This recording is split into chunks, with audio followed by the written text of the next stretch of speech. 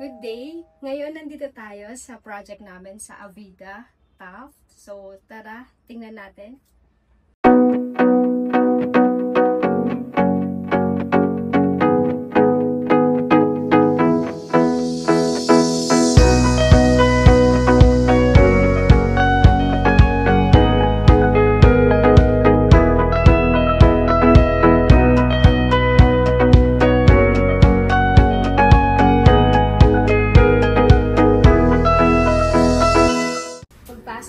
Ito ang ating foyer.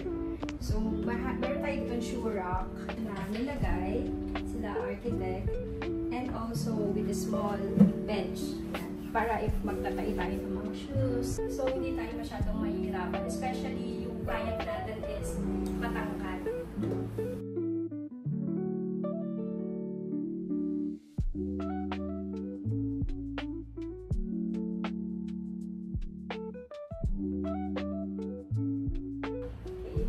Overhead cabinet with lighting to add mood and syempre para mas welcoming sa mga guests itong area pagpasok. So dito sa ating overhead cabinet, so kasi medyo maliit ako, so kailangan natin ng stool. May mga spaces tayo for extra compartment din dito sa itaas.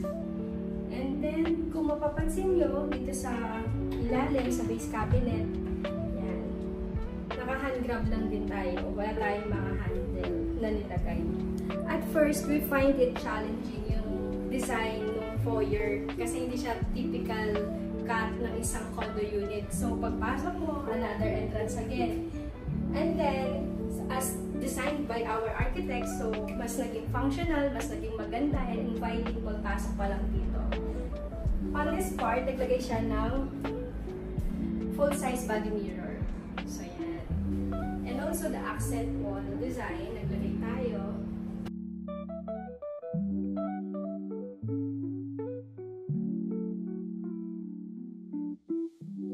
So pagpasok dito, mas ginawa natin malaki ang space ng walkway going to the kitchen area. Kasi if nandito dati yung ref niya, naka-block na agad sa magiging walkway going to the living room.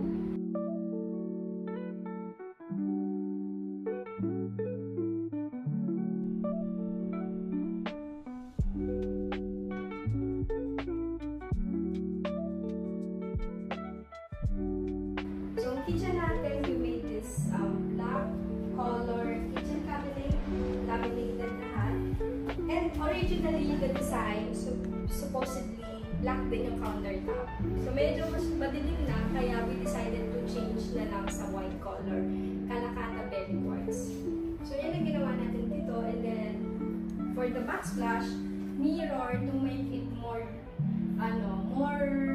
malaking tingnan or spacious, kaya yan ang nilagay natin.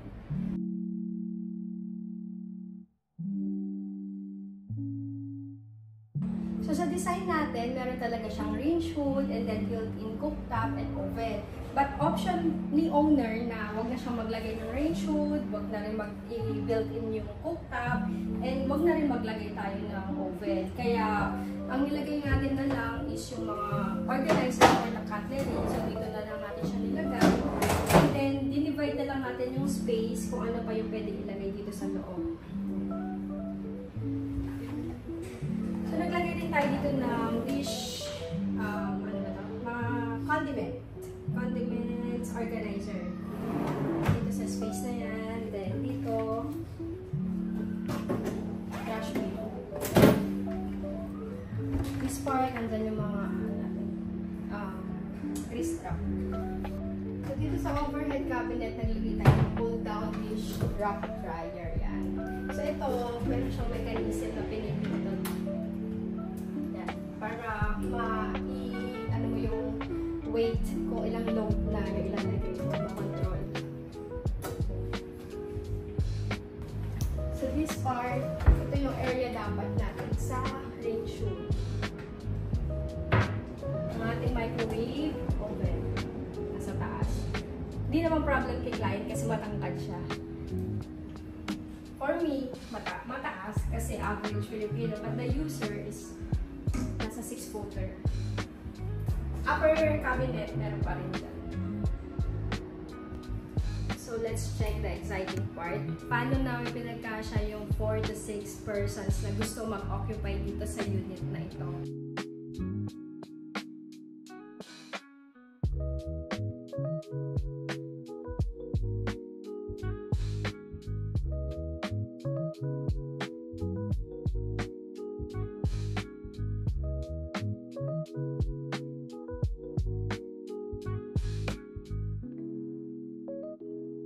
So, as designed, nilagyan natin siya ng sofa bed na convertible into queen size already. Yung size nitong ating sofa bed.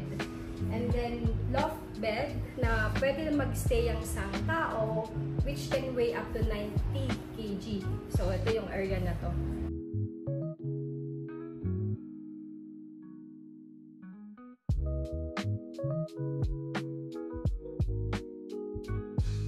So, ipakita ko kung paano natin i-convert yung sofa into bed. Kapag gusto nyo na matulog, ayan, kung may guest kayo gusto overnight sleep.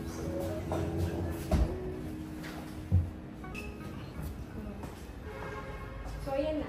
Yung likod nun sa head part na i-tilt niya siya sa bed. So, pwede nyo i-move, tapos pwede natin ito. Ipe-bed pa siya.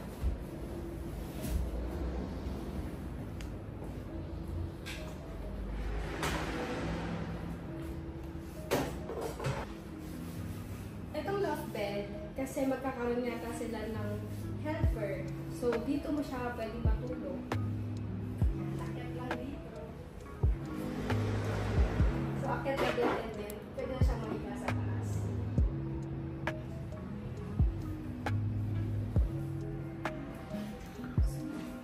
So, dito sa sofa, kaya na matulog yung dalawa or tatlo. Pag kasing size ko lang, kasi isang bata, kasya yung tatlo. Okay, pagka medium size, dalawa. Sa taas, we only recommend up to 90 kg. So, kung mga payat at manipid at mga small size lang, pwede dalawa. Pero ideally, good for one lang. Yung flooring, nag-change din tayo from tile to SPC flooring. Pero hindi natin tinanggal, pinatong lang. So, ito siya. If ever gusto nyo magpalit ng color, mas madali na. Kasi, unlike sa tiles, kailangan pa mag-chipping. Ito, clip type lang siya.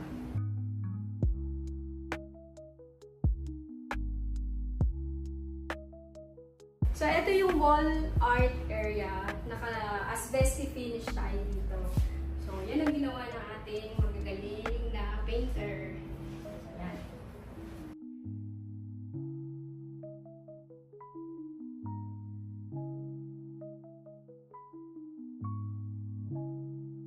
If you are asking nasaan ang dining area nitong condo unit na to, so, tara, nandito siya.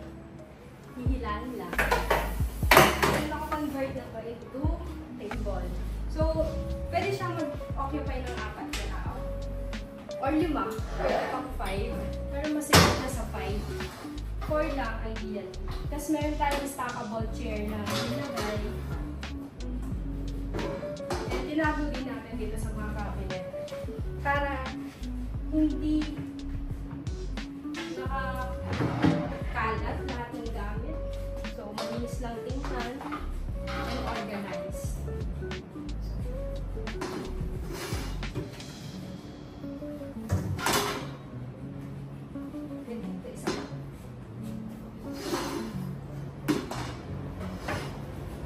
So, this table is ideal for up to 4 persons na magkatabi side by side. Pwede rin 5. Dito na nga lang sa part na yun.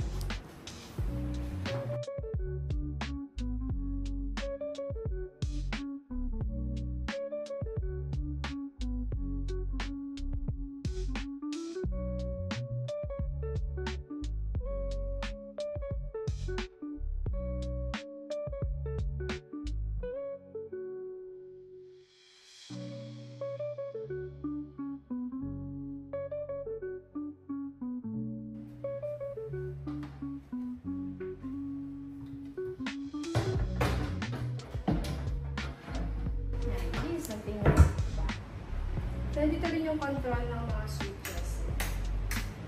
Para sa area nito. So, for the television, ito ginawa natin. So, yun na lang. Nag-tilt siya. Kung gusto nyo, habang nagluluto ka, nanonood ka, or habang nag-work, pwede rin sa kwarto. Or simply sa mga guests lang natin.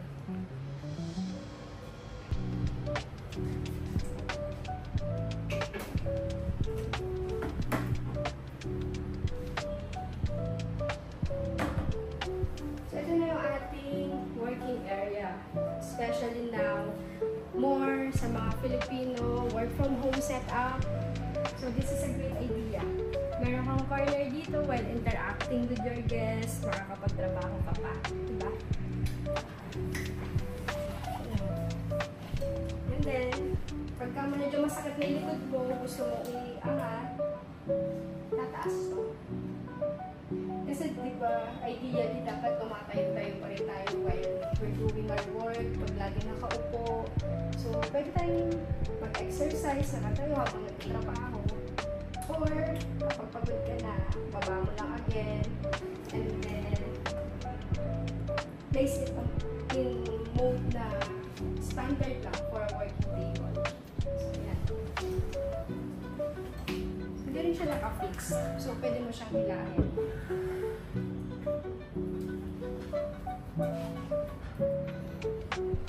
So this part, nilagay natin yung massage chair ni client. So nandito lang siya. Of course, para hindi maging boring itong wall na to, naglagay tayo siya ng mga textured wall part like this thinner wall and then the wallpaper.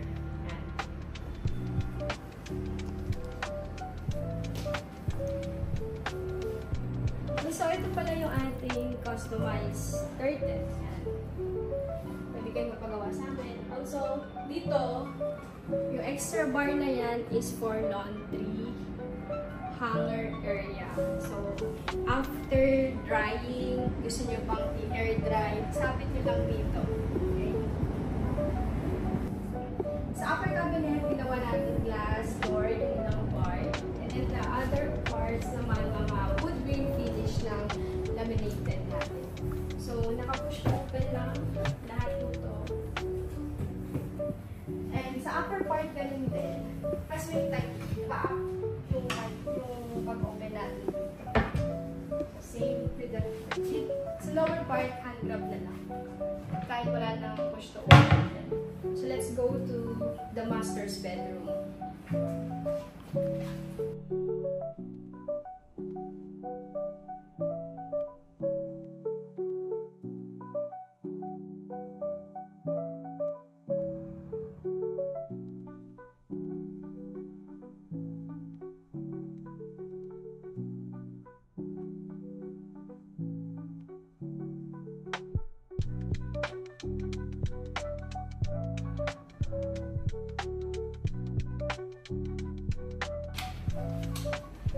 Pagpasok, so ito, door, and then makita mo agad yung kama.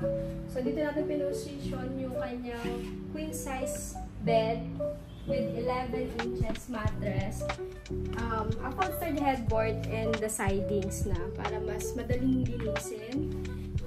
Ginawa nating leatherette. Okay? So naglagay din tayo ng effects sa headboard part, sa upper cabinetry natin, naglagay tayo ng lighting. In case gusto mo magbasa or meron kang gustong i-check, ito lang yung part na to. And then, we have a socket near the bed part. Itong mga overhead cabinet natin with extra compartments. And push to open mechanism lang din lahat. And then, this side cabinet, pwede siyang storage kasi since magkakaroon sila ng newborn, dito na ilalagay yung mga gamit ni babies. Yan. Then, push to open.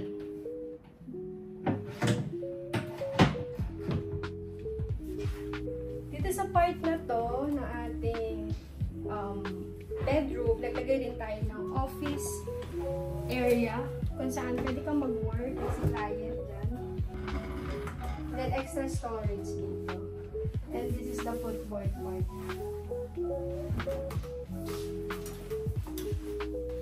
And then, we have the wardrobe. Ginawa natin sliding ang door para hindi mas mag-occupy ng space kapag ino-open na. Wala nga namang medyo tatama sa'yo or what kasi medyo maliit yung area natin dito.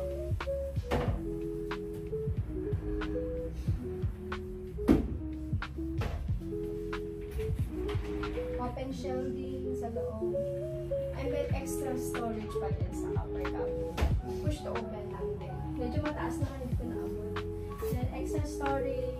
And then open shelf for any displays.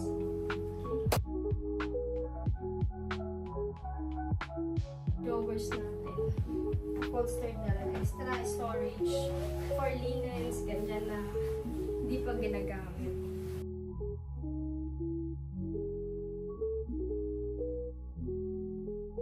So let's go to the bathroom area.